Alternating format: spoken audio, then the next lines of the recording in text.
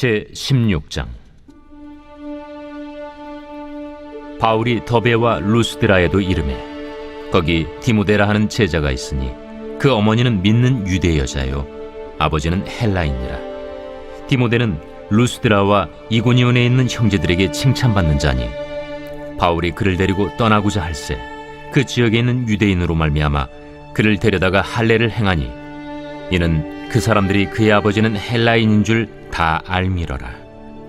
여러 성으로 다녀갈 때에 예루살렘에 있는 사도와 장로들이 작정한 규례를 그들에게 주어 지키게 하니 이에 여러 교회가 믿음이 더 굳건해지고 수가 날마다 늘어가니라.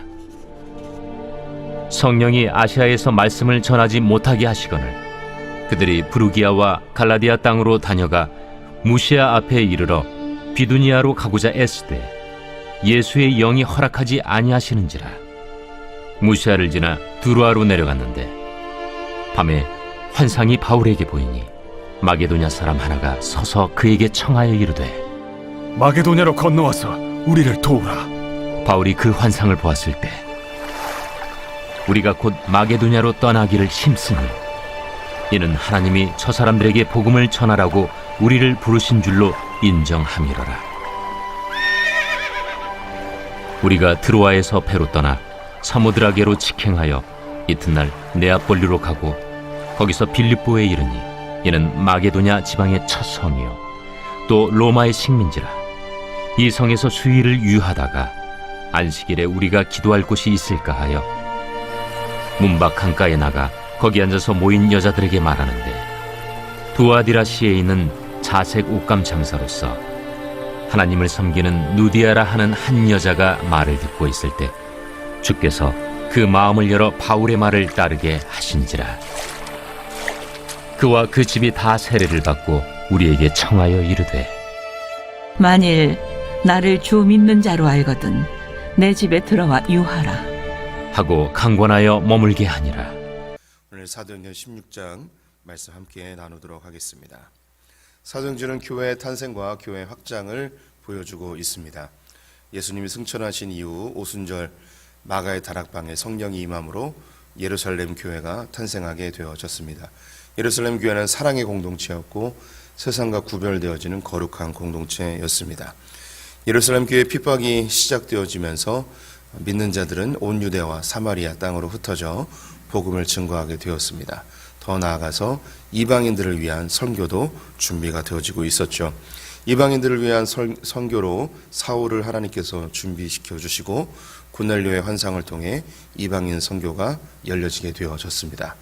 안디옥 교회에 처음으로 이방인 교회가 세워지게 되고 바나바가 파송이 되어졌습니다. 바나바와 바울이 열방을 위한 또 땅끝을 향한 전도 여행을 1차로 시작을 하였죠. 성공적으로 전도 여행을 마치고 이제 안디옥으로 돌아왔는데 안디옥에 율법을 지켜야 하고 할례를 행해야 된다는 논쟁이 벌어졌습니다. 그래서 예루살렘 공의회가 처음으로 개최가 되어졌고 그 공의회에서 처음으로 결의가 생기게 되었습니다. 이제 율법에 있는 내용들은 지키지 않아도 된다. 대신에 경건을 위해서 피채 먹지 말고 우상 숭배하지 말고 음행하지 말고 또 목매어 죽은 짐승은 먹지 마라. 이런 그 시대에 필요한 경건의 수칙들을 정하여 결정하는 일이 있었습니다. 이제 바나바와 바울은 안디옥으로 돌아와서 2차 전도 여행을 준비하게 되어졌는데요. 이때 바나바는 자기의 조카인 마가를 데려와서 함께 전도 여행을 하고자 하였지만 이전에 그가 힘들어 도망하였던 일 때문에 바울과 다투게 되어집니다. 그 일로 인해서 이제 전도팀이 두 개로 나누어지게 되죠. 바나바는 마가와 함께 구브로로 전도여행을 떠나게 되고 이제 바울은 그가 예루살렘 교회에서 만났던 실라를 데려와서 이제 새롭게 아시아 지방으로 복음 전도를 시작하게 되어집니다. 그가 먼저 갔던 곳들은 자신이 1차 전도여행 때 세웠던 교회들을 격려하고 또 말씀을 전하고 또 살피는 일을 위해서 더베와 루스드라로 발길을 옮기게 되어졌습니다. 여기서 이 루스드라에서 특별히 디모데를 전도팀에 초대하게 되는데요. 그의 어머니는 유대인 출신이었습니다.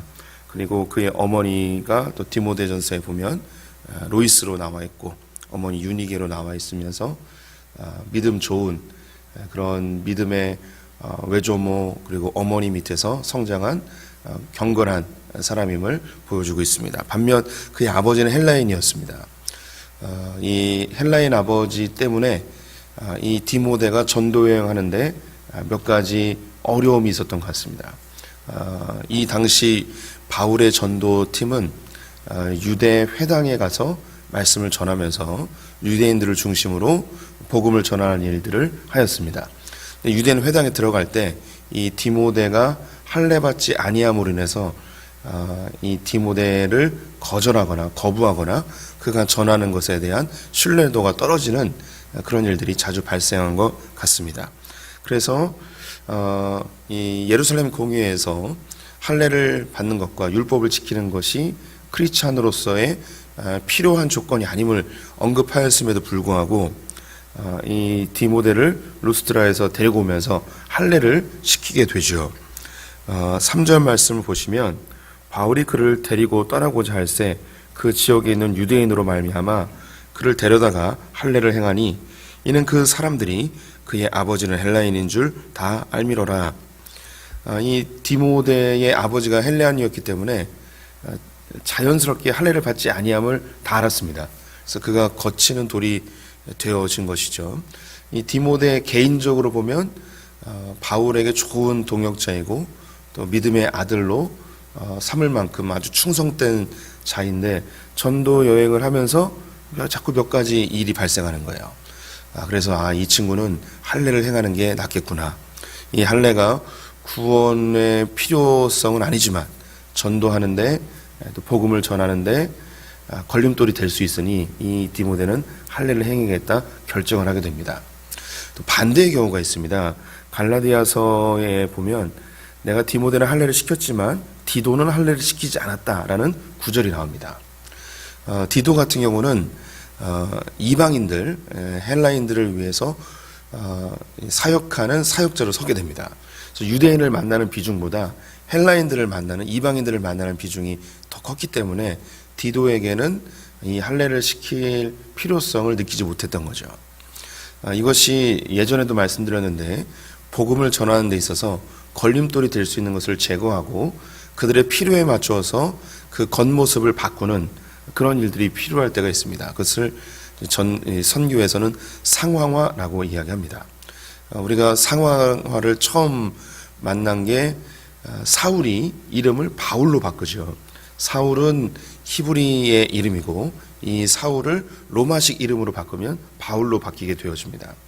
그래서 로마의 지배하에 있었던 이방 땅들을 돌아다닐 때 사울이라는 이름보다는 바울이라는 이름이 그들에게 더 친숙하고 더 가깝게 갈 수 있는 방편이 되어졌던 것이죠. 그때 제가 많이 언급되었던 것이 초대 한국 교회에 오셨던 서양 선교사님들이 외국 자신의 이름을 사용하지 아니하고 한국식 이름으로 바꾸어서 사용했음을 말씀을 드렸습니다. 그것처럼 사람들의 걸림돌이 될 수 있는 이름보다는 사람들이 더 친숙할 수 있고 또 거부감이 없는 이름으로 바꾼 것, 이것이 상황화의 첫 모습이었는데요. 오늘 이 디모데 역시 할례를 행하는 것, 유대인들 회당에서 사역을 하기 위해서는 할례가 필요했습니다. 이것은 구원의 문제는 아니었지만 전도를 위해서 필요성을 갖게 된 것이죠. 이것을 어떤 사람들은 비판할 수도 있습니다. 혹은 정죄의 논으로 볼 수 있는데 이것은 구원과 관계에 있는 것이 아니기 때문에 이렇게 할 수도 있고 저렇게 할 수도 있는, 때로는 이제 교회 생활을 하다 보면 구원과 관련된 문제가 아닌데 아주 예민하게 교회에서 어떻게 이럴 수 있어, 어떻게 저럴 수 있어, 이렇게 할 수 하는 경우가 있습니다. 경건이나 혹은 신앙생활에 유익하게 기준을 제시하거나 모범을 제시할 수는 있지만 구원과 관계된 일이 아니라면 우리가 좀 너그러운 눈으로 바라볼 필요는 있을 것 같습니다. 이 디모데가 이제 루스드라에서 전도팀으로 초대가 되어졌습니다. 이제 3명이 된 거죠. 바울이 있고 예루살렘에서 활동하던 제자였던 실라가 합류하였고 루스드라에서 전도받았던 디모데가 합류하게 되어졌습니다. 여기 이제 한 명이 더 추가가 되어지는데요. 이 바울은 이 소아시아를 거쳐 이제 아시아 지역으로 복음을 전하기 위해 발걸음을 옮기고 있었습니다. 우리가 아시듯이 성령이 이 바울의 전도팀을 아시아로 가지 못하게 하고 유럽으로 마게도냐로 가게 합니다. 7절 말씀을 보시면 무시아 앞에 이르러 비두니아로 가고자 애쓰되 예수의 영이 허락하지 아니하시는지라. 그러면서 9절에요. 밤에 환상이 바울에게 보이니 마게도냐 사람 하나가 서서 그에게 청하여 이르되 마게도냐로 건너와서 우리를 도우라 하거늘. 사도행전은 성령행전이라고 불려집니다. 교회를 세우고 교회를 확장하고 복음이 증거되는 일에 성령님이 주도적으로 역사하심을 보여주고 있죠. 바울의 전도팀 역시 그들이 가고자 하는 계획과 또 사모함이 있었지만 성령님이 그들의 발길을 마게도냐로 옮기게 하십니다. 이제 10절에 보면 여기에 단어 하나가 나오는데 바울이 그 환상을 보았을 때 우리가 곧 마게도냐로 떠나기를 힘쓰니, 여기서 나오는 단어가 우리입니다. 우리. 지금 이 사도행전을 기록하고 있는 사람은 누가입니다. 그래서 여기서 처음으로 우리라는 단어가 나옵니다. 그래서 이 갈라디아 지방에서 복음을 전하기 시작한 이때, 그리고 이 전도팀이 마게도냐로 발길을 옮길 때에, 이때 이제 누가가 이 전도팀에 합류가 되어진 것으로 보여집니다. 누가는 아마도 안디옥 지역의 출신으로 추측이 되어지는데요. 이제 그래서 이 바울의 전도팀이 완성이 되어집니다. 바울, 실라, 디모데 그리고 누가가 합류하면서 바울의 전도팀이 드디어 2차 전도여행을 본격적으로 시작을 하게 되어지는 것이죠. 그들이 처음으로 도착한 곳은 빌립보였습니다. 빌립보는 로마의 도시로 굉장히 규모가 큰 도시였습니다.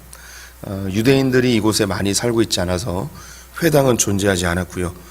기도처 정도를 수소문하고 있었는데, 이때 강가에서 모여 있었던 여인들에게 이야기를 하자 그때 옥감장수 루디아를 만나게 되어집니다. 이 루디아가 예수님을 영접하게 되어졌고 그의 온 가족이 세례를 받고 그의 집에서부터 빌립보 교회가 시작이 되어졌습니다.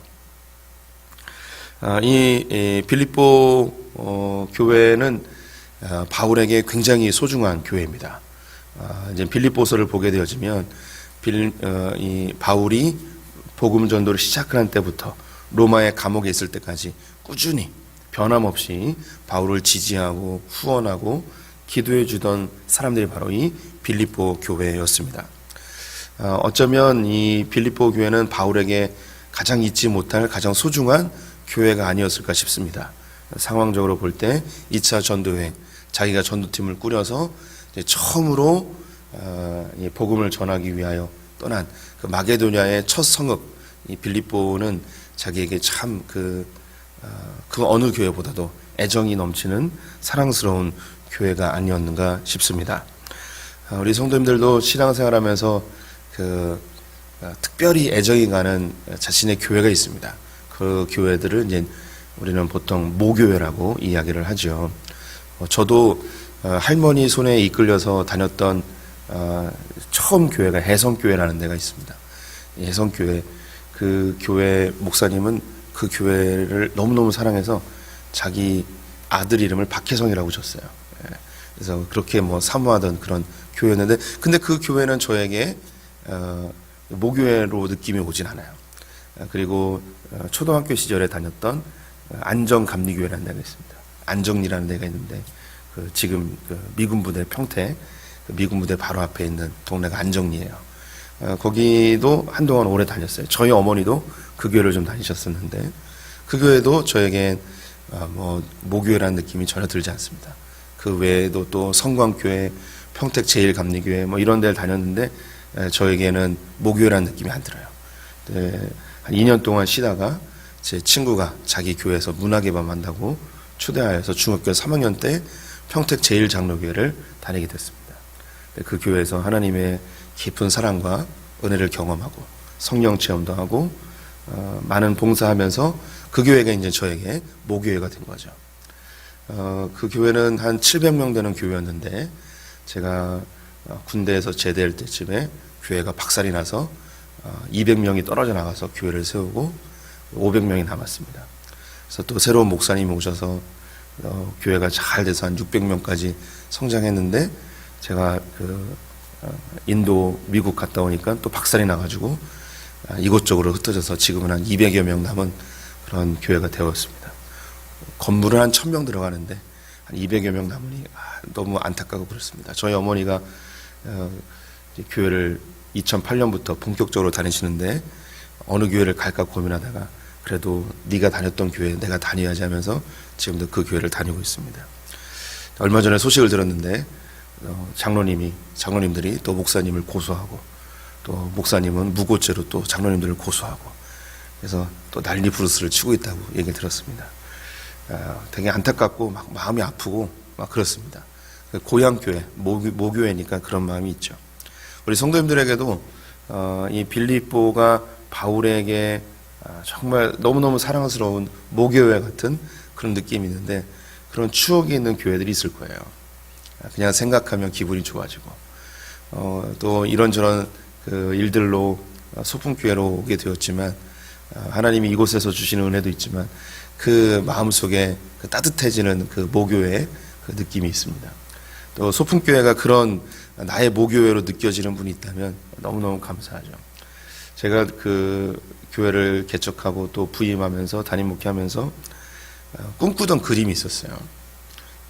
그 그림이 뭐냐면 교회를 처음 개척했을 때 초등학교 아이들 이제 우리가 이제 15년 16년 지나니까 이 아이들이 유초등부를 지나고 중고등부를 지나고 청년대학부를 지나서 이제 결혼하는 아이들이 이제 나오게 되는 거예요. 지금 그 아이들이 이제 결혼을 이제 몇몇 친구들이 했는데 이 아이들이 교회에 큰 기둥들이 되고 소풍교회가 그들의 마음속에 마음을 따뜻하게 해주는 그런 모교회로 만들고 싶은 그런 마음이 있었습니다. 그리고 이 주일학교 아이들이 그 선배들을 보면서 더 자연스럽게 성장하는 그런 모습을 꿈꿨습니다.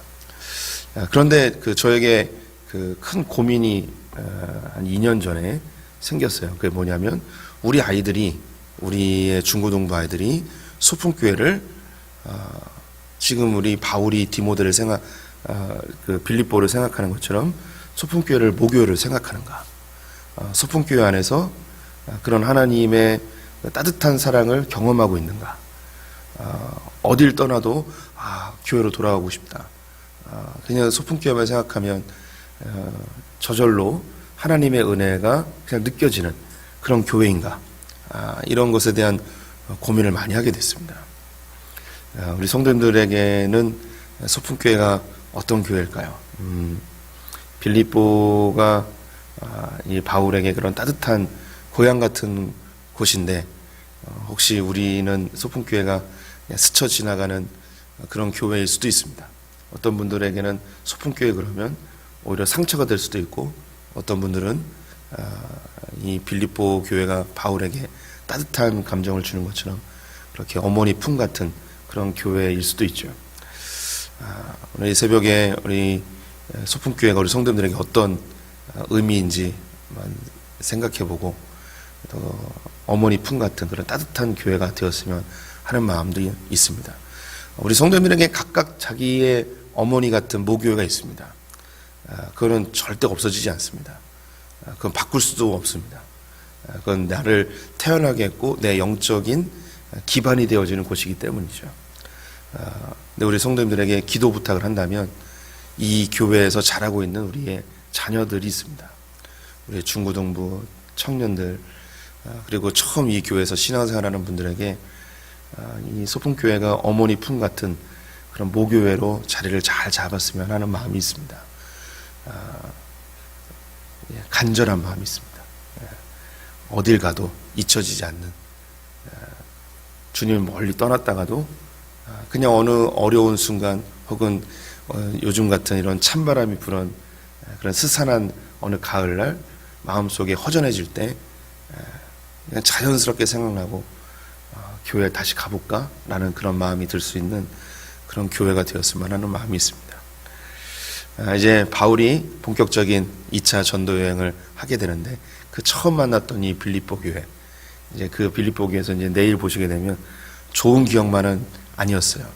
감옥에 갇히기도 하고 하지만 너무 애정 있고 처음 세웠던 그 교회에 대한 그 따뜻함이 느껴지는 이 빌립보, 우리 소품교회가 이런 빌립보 교회 같은 교회가 되었으면 좋겠습니다. 함께 기도하겠습니다. 하나님, 우리의 인생에 교회를 만나게 하시고 또 그 교회를 통해서 하나님을 깊이 경험하며 어머니의 품처럼 교회에 달려와 기도하고 예배하고 또 성도들과 교제하며 많은 추억들을 가졌던 나의 어머니 같은 교회가 우리에게 있음이 감사합니다. 이제 여러 사정으로 그 어머니 같은 교회를 떠나 소품교회로 모인 분들도 있고 우리 소품교회가 정말 어머니 같고 또 가슴에 언제나 늘 따뜻하게 생각나는 교회인 분들도 우리 가운데 있습니다. 하나님, 바라기는 빌립보 교회가 바울에게 그런 따뜻한 교회였던 것처럼 우리의 다음 세대들, 우리의 젊은이들, 우리의 자녀들이 소품교회 안에서 어머니의 품 안처럼 따뜻함과 기쁨과 즐거움을 누릴 수 있는 교회 되게 하여 주시옵소서. 하나님, 악하고 어려운 세대를 살아가고 있습니다. 우리의 자녀들이 믿음이 많이 사라지는 시대를 살아가고 있습니다. 하나님, 소품교회가 하나님의 마음을 시원케 하는 교회 되기를 원합니다. 또한 우리의 자녀들 안에 따뜻한 어머니 품 같은 교회 되기를 원합니다. 주님, 그렇게 행하여 주실 것을 기대하며 오늘 하루의 삶을 주님께 의탁하며 예수님의 이름으로 기도드렸습니다. 아멘.